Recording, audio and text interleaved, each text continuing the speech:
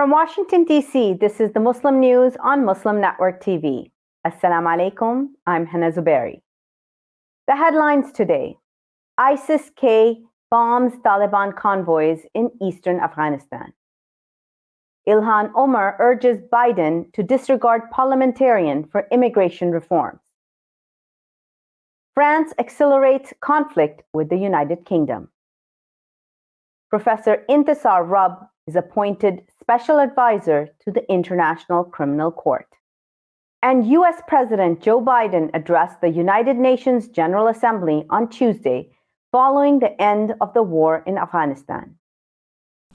We've ended 20 years of conflict in Afghanistan.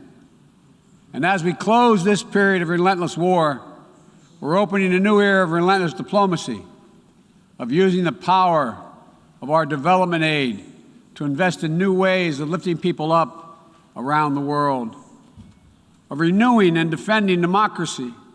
In April, I announced the United States will double our public international financing to help developing nations tackle the climate crisis. And today, I'm proud to announce that we'll work with the Congress to double that number again, including for adaptation efforts.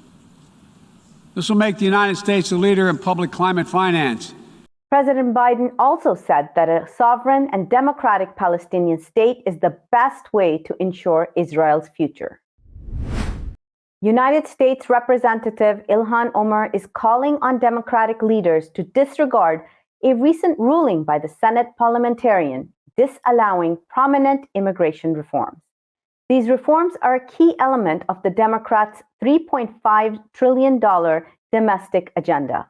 Senate Parliamentarian Elizabeth McDonough determined Sunday that the provision fell outside the scope of what is allowed in a reconciliation bill.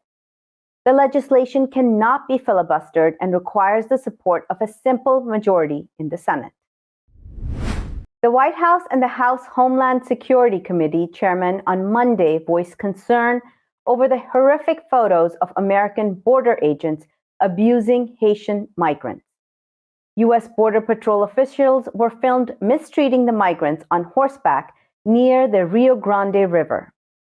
This comes a day after the Biden administration began deporting people from a makeshift migrant camp. Nearly 14,000 migrants have gathered beneath a South Texas bridge.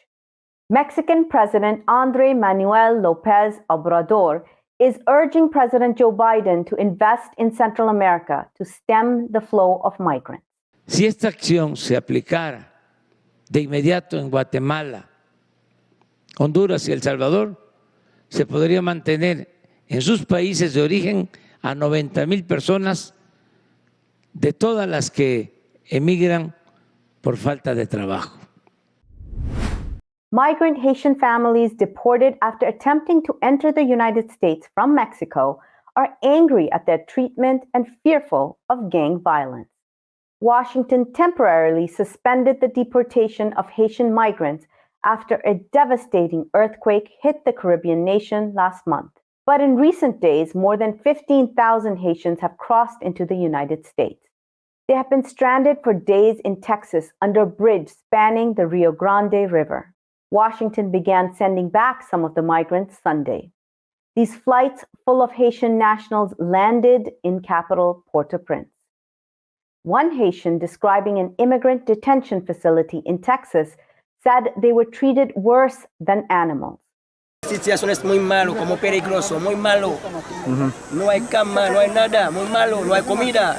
Solamente un agua con un poquito de pan. To discuss the developments related to immigration, we have a special segment coming up later tonight. So keep watching Muslim News. France has pulled out of defense talks with the United Kingdom. It is the latest escalation of a diplomatic row over a new security deal between Britain, the United States, and Australia. The pact led to France losing a $66 billion contract to provide Australia with a fleet of nuclear submarines. For the first time, Paris has called back its ambassadors to the US and Australia. French Defense Chief Florence Parly planned to meet British Defense Secretary Ben Wallace in London this week. Parley was to address an event held by the Franco-British Council. France is a resident power in the Pacific, with 1.6 million French nationals living overseas. Losing the contract of the century has put the French defense industry in jeopardy. Here is Jean-Yves Le Drian, French Foreign Minister. Et le sujet n'est pas tant la rupture prononcée sur un contrat d'armement, sur un contrat industriel. C'est vrai que cette rupture est négative pour la France, mais le sujet n'est d'abord celui de la rupture de confiance entre alliés. Et cette rupture de confiance appelle des réflexions lourdes entre Européens sur la conception que nous faisons des alliances et des partenariats. With elections looming, French politicians continue to campaign against Muslim organizations. France's right-wing Interior Minister Gérald Darmanin on Twitter announced that he's targeting a Muslim publishing house for selling books on Islamic history and key Muslim figures. Darmanin claims that Nawa Editions publishing house has books that are anti-universalist and in direct contestation of Western values. Among the works is a biography of Prophet Muhammad's companion and military commander Khalid bin al-Walid. Canadian Prime Minister Justin Trudeau's Liberals have won the country's legislative elections. But it's only a half victory for the incumbent leader who failed to gain a majority in Parliament. You are sending us back to work with a clear mandate to get Canada through this pandemic and to the brighter days ahead. And my friends, that's exactly what we are ready to do. Here is Aaron O'Toole, the party's leader. 5 weeks ago, Mr. Trudeau asked for a majority. He said the minority parliament was, quote, unworkable.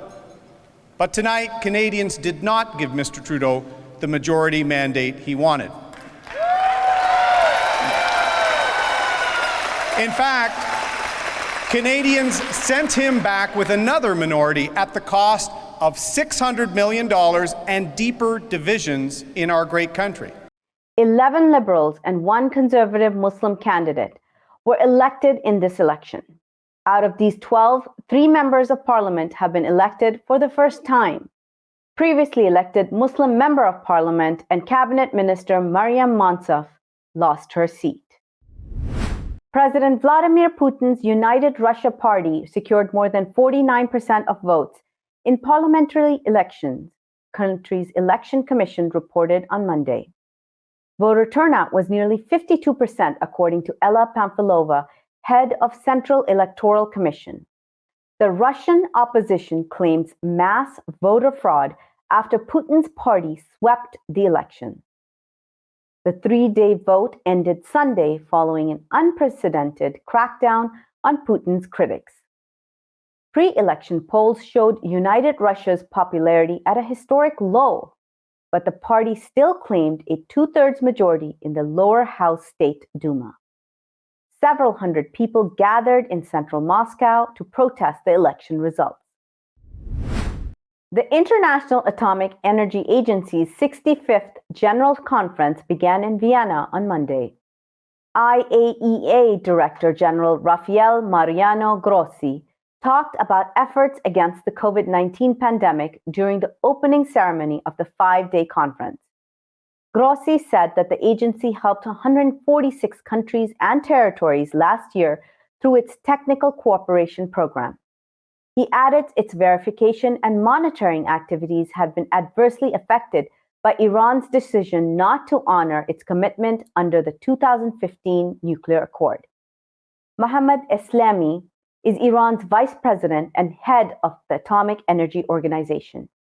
He said it's time for the U.S. to remove sanctions on Tehran.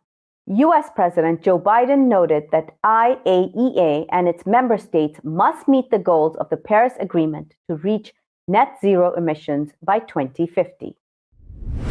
ISIS-K has claimed responsibility for a series of bombings targeting Taliban convoys. The group said 35 Taliban members were killed or wounded in attacks in Jalalabad, the capital of Nangarhar province. Casualties could not be independently verified. Amaq news agency is ISIS's media arm. It released a statement and short video showing an improvised explosive device being detonated under a Taliban vehicle. Amaq claimed 7 bombings last weekend, with a final explosion outside the Indian consulate.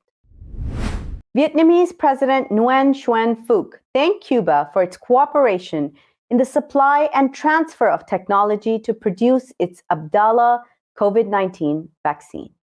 Phuc was speaking during a meeting in the Cuban capital, Havana.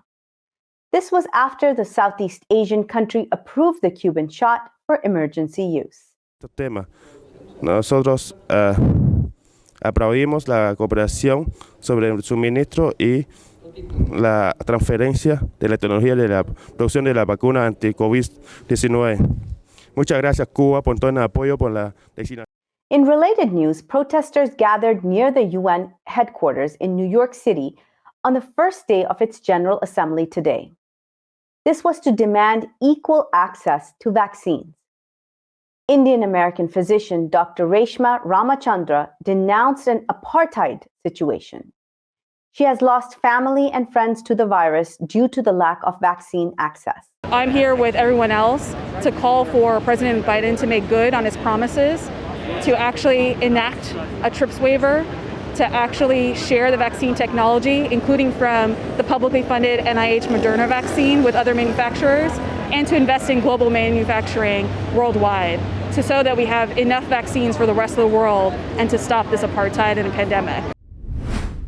Africa will get 8 new submarine cables. This is according to the industry experts who say that the continent's emerging digital market has the fastest growth rate globally. Submarine operators such as Sr.Hena discuss its up-and-coming submarine cable market and its impact on broadband penetration during a recent conference. Africa is the world's second most populous continent with 1.4 billion people, but only 25% Africans are connected to the internet. Experts say adequate availability of digital infrastructure would play a crucial socio-economic role in helping increase critical connectivity. Anil Verma is the Chief Technical Officer of Main One, a broadband infrastructure company based in Nigeria. He highlighted the critical role his company played in deepening broadband penetration and digital growth in Africa. International Criminal Court prosecutor Karim Khan announced the appointment of 17 experts as special advisors. Appointees represent different world regions. They bring cultural, linguistic, and gender diversity to the court, along with their expertise and experiences from different legal systems and specializations. They include 3 American Muslims. Intisar Rub is professor of law and history at Harvard University and director of Harvard Law School's program on Islamic law. Professor Layla Nadia Sadat of Washington University School of Law has contributed to the establishment and study of the International Criminal Court. Ali Soufan is chairman and chief executive officer of the Soufan Group and a national security and counter-terrorism expert. It was 2 years ago when U.S. drones killed 30 Afghans harvesting pine nuts. More details in this report by Saleha Farouk.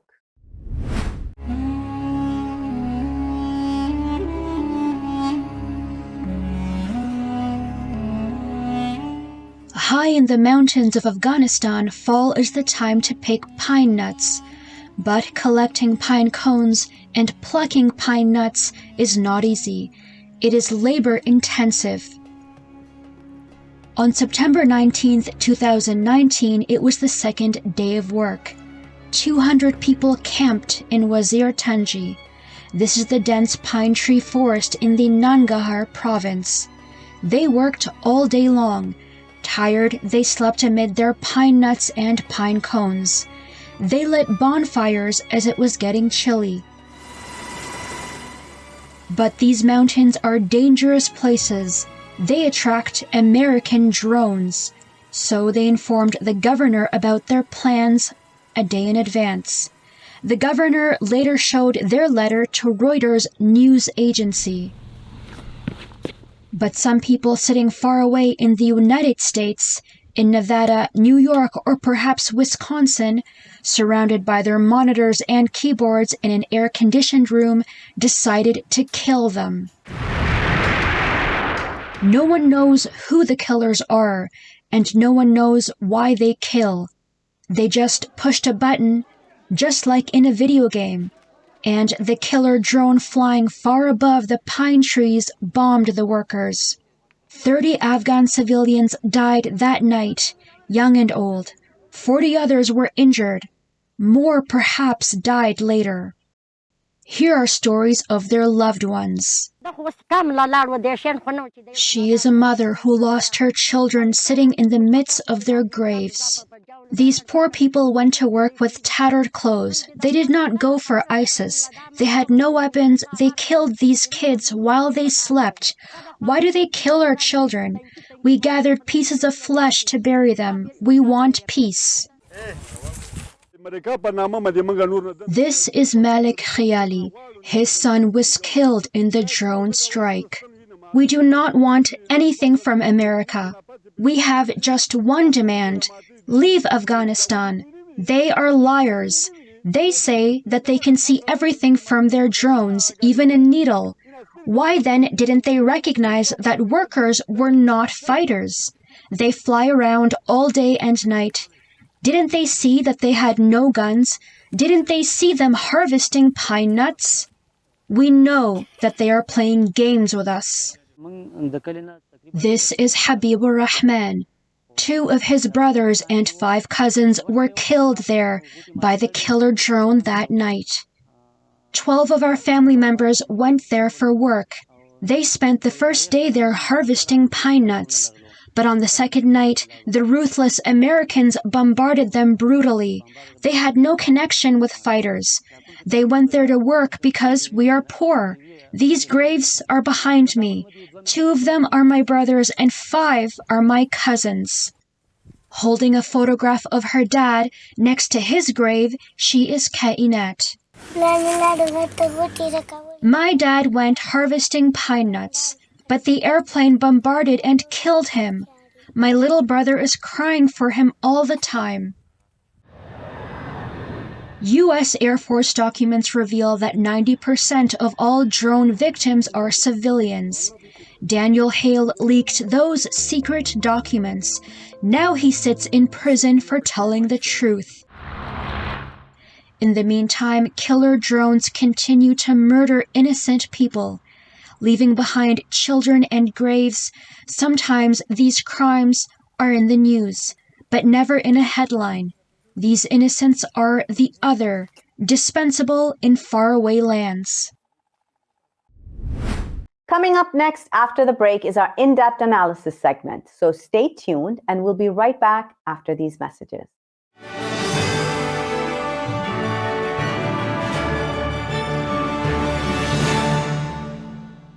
If I could be you, and you could be me for just 1 hour.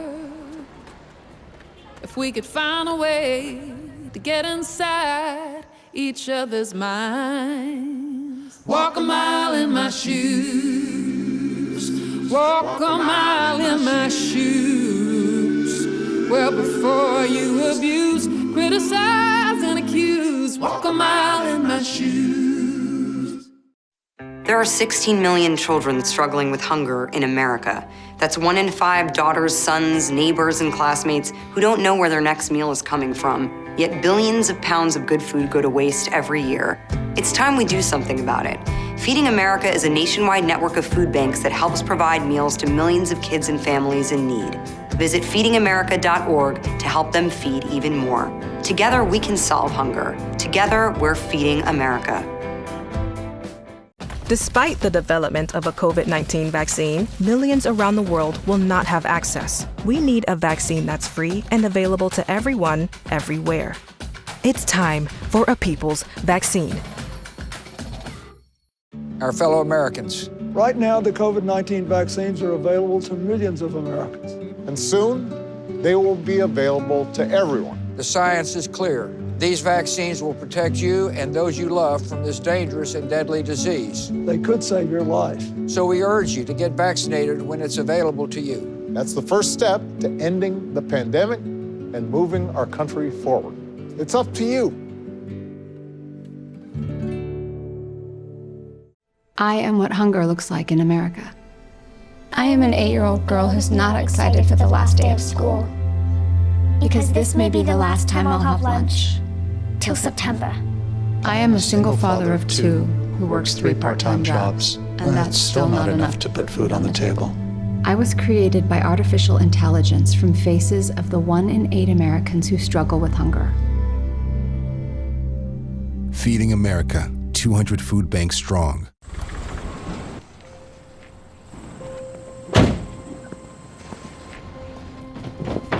Dad, they took over my bedroom. Come on, come on. Okay, Dad. 1, 2, 3.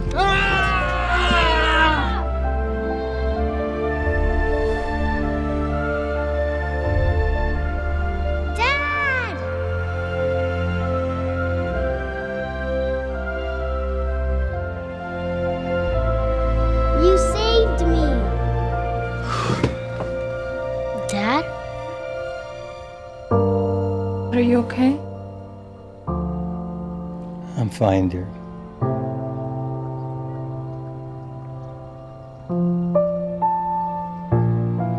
Your hero needs you now, and AARP is here to help. Find the care guides you need at aarp.org/caregiving.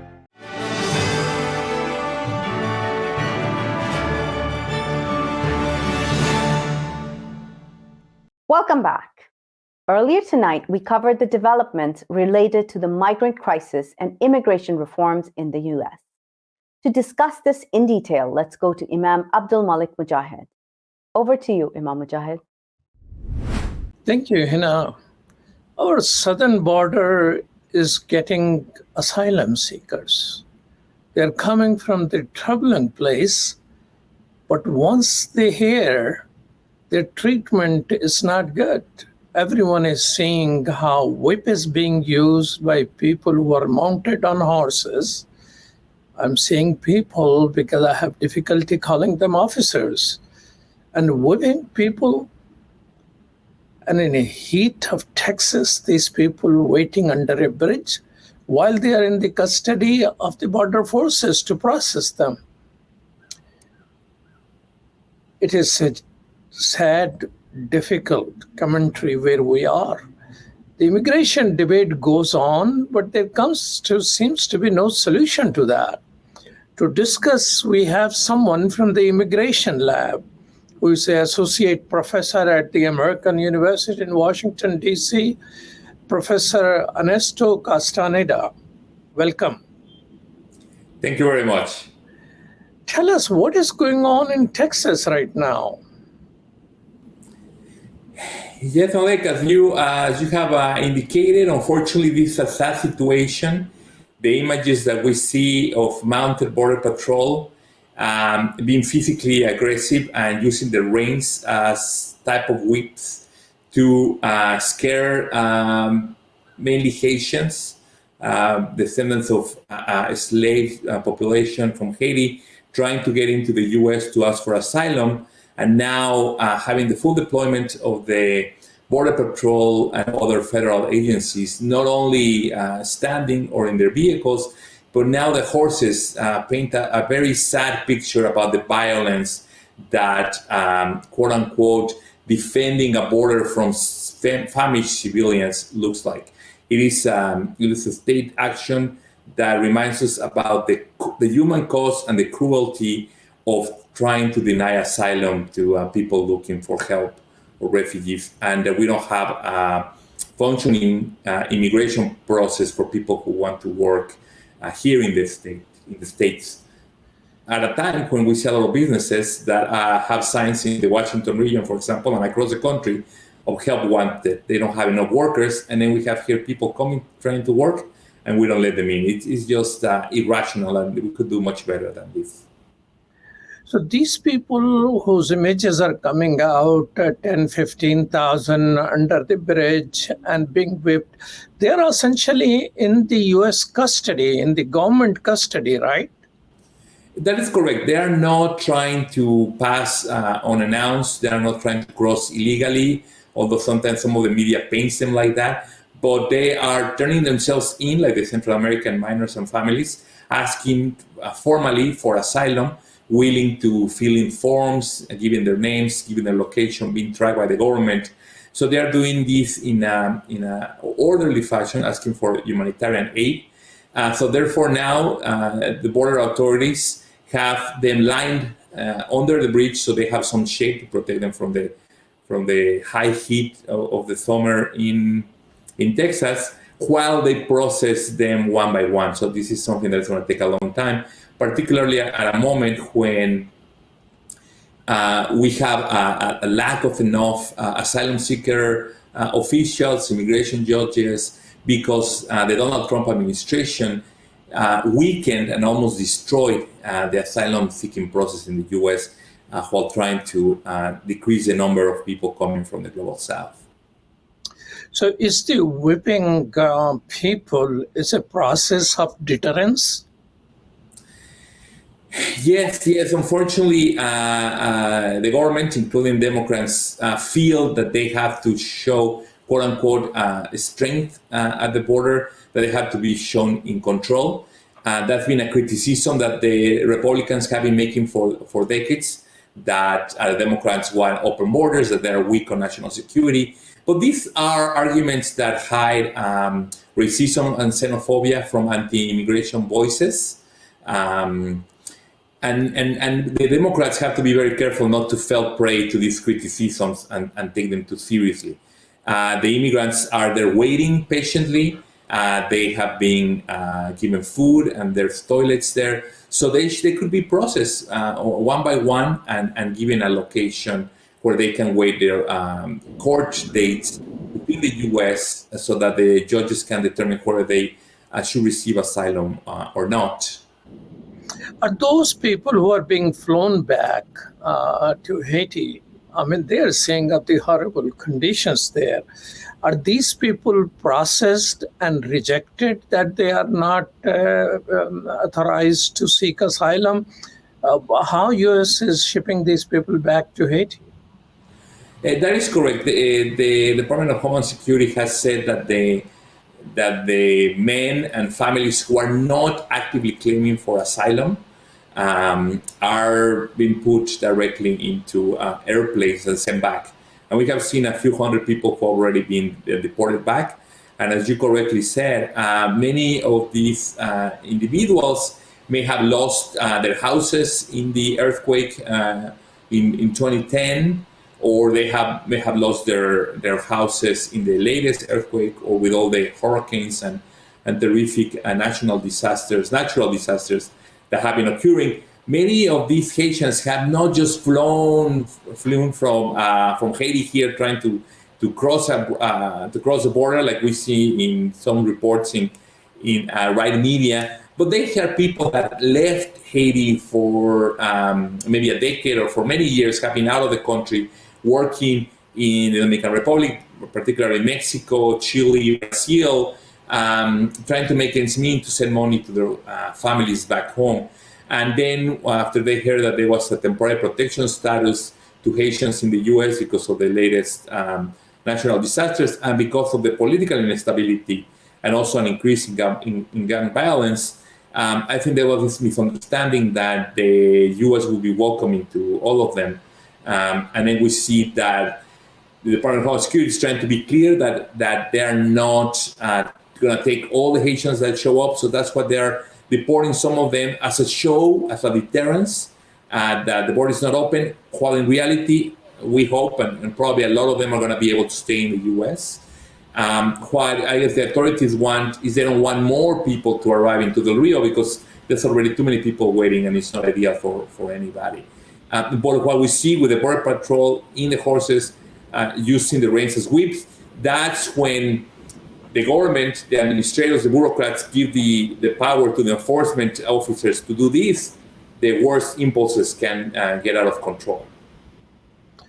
No, everyone knows in America our immigration system is broken. There are efforts to fix it, except that nobody has been able to handle that for several years now across multiple presidents. I think President Reagan was the last one which has a comprehensive way of handling this situation. And Democrats were hoping that they're going to tag this immigration issue to the $3.5 trillion package. And Parliamentarian voted, said that, hey, you cannot do that. Now, Representative Ilhan Omar is asking White House and Senator Chuck Schumer to ignore the Parliamentarian and go ahead and include that as a part of the reform package in that $3.5 trillion package. Do you think there is a possibility that and will on the part of the White House actually to go that far in solving these issues? And that's right, great points. You are correct that since the amnesty that Donald Reagan signed into law, there has been no large-scale way to regularize people that are de facto citizens. They live here, they work here, they have children that are American citizens, they pay taxes, and millions of them are living undocumented. And let's remember that people are not legal, people are living in an undocumented fashion because of the immigration laws that don't allow them to go into a line, find a paper, pay a fee in order for them to become recognized. So it has to be addressed by Congress. It's not something that any president can do on their own. It has to be changed through Congress. The law has to be changed to regularize the status of these people. So that's what the reconciliation process was trying to do, to at least give a green card, legal permanent status, to people who the American public is in favor of helping, the dreamers, essential workers, agricultural workers, all of them who were key during the pandemic, as well as other categories, temporary protected status people, mainly from Central America and Haiti, so they can stay here now without this liminal status that they could be sent back and deported at any time. So this is important, and even that this has big consequences for the tax-paying base, the population size of the U.S., the fact that people pay tax and all that. The Democrats were making the argument that this is something that could be addressed to the budgetary issue. But as you well mentioned, the parliamentarian was not convinced, and she was saying that the regularization of these people goes beyond the economic impact, it goes beyond the budget, which is true. It is a bigger human issue. It's an issue of justice. It's an issue that it's will help a lot of people with their mental health, with their status, anxiety, that they could be deported in the middle of the night anywhere in the U.S. So it's much more than the economic aspect. But the Democrats are going to keep trying to make the argument that this also has important budgetary implications. So the leadership in the Democratic Party says that they are not giving up, that they're going to continue trying to tweak the system a little bit so that many of the undocumented people are going to be given a chance to stay legally. Now, this doesn't include everybody. So even if the proposal in this 3.5 billion package passes, there'll still be some millions of people that will be left undocumented, and newcomers like the Haitians in the border or more Central American immigrants, they won't have an easy way to then find a legal path for them to become legal. So unless we find a way forward to regularize people that live in the U.S. for a certain number of years and maybe learn English, that we have a criteria of who we can accept, we may have another 10 million immigrants that are undocumented 10 years from now. So it's important to regularize the ones that were here and create new legal avenues for new people to come, so we don't see the humanitarian tragedy that we see right now in the U.S.-Mexico border. Professor Castaneda, one question I have is, what are the international obligations when dealing with people who are seeking asylum, and is the United States fulfilling those obligations? No, under Title 42, the Trump administration argued that because of the global pandemic on COVID, that they could close the border even to people asking for asylum. So that was seen as a state of exception because of the pandemic. But the U.S. not filling the asylum applications by Central Americans Haitians and others is not only violating international agreements that they are signatories to and agreed to in international law, but also American legal statutes that require that the United States processes all these asylum claims. And it's a process that right now takes around 2 years from the time you enter until the time you're able to see a judge, to get a hearing and to see what they may decide on the process. So it's something that takes people a long time. And so we have interviewed here in Washington, Central American kids and their parents who have been here for 3-4 years, established, gone to school, find a way here, and then their asylum cases may be denied by the authorities, and then they have to go back, or they are on an undocumented status. So we also have to revise the asylum process so that it's relatively easier to get it, and you don't have to have a written death sentence by a gang or a criminal group in order for you to be allowed to stay. Now, the Mexican president has written a letter to President Biden, and he was giving a PowerPoint presentation on that. And he's saying this, America needs an approach to invest in countries where these immigrants are coming from, so people can take care of the poverty and development is in place. Otherwise, U.S. will continue to face these challenges. Do you agree with his thoughts? Yes, I mean, people migrate to the north because there is a long history based in slavery, colonialism, where there's very, very large global inequalities. And it's not because some countries are worse or there's more corruption than in others. It's because of centuries of unequal trade relations or colonial relations. So Haiti is an example. Indeed, they had to pay for their independence to the French. They were largely a colony based on slavery. The U.S. have intervened in Haiti for a number of years. There was money gathered for them during one of the earthquake cases that then the Red Cross, some of the money that the American Red Cross gathered for these humanitarian reconstruction efforts disappeared. And there's many other examples where particularly France and the United States had taken a lot of wealth and resources out of the island without providing any sufficient aid to help it rebuild after the earthquake. Also, it's still very unclear what happened with their former president that was assassinated.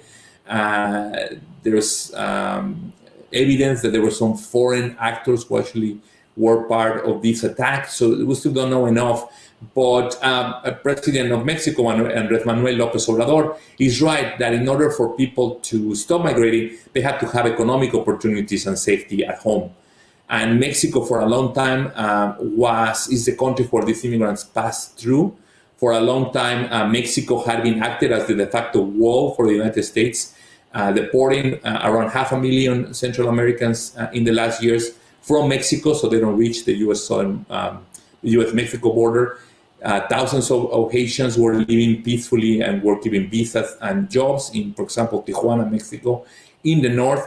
But it seems that the president decided that this time around they cannot absorb thousands of new Haitian arrivals from other parts of Latin America, and decided to let Haitians get all the way to Del Rio in this case. Well, thank you so much, Professor Castaneda. Thank you so much. I appreciate it. Have a good evening. Back to you, Hena. Thank you so much, Ernesto Castaneda and Imam Mujahid. That's all from our Washington studios tonight. Thank you for tuning in. You can find previous episodes or more on our YouTube and Facebook. For more content, keep watching Muslim Network TV or visit muslimnetwork.tv. Assalamu alaikum and good night.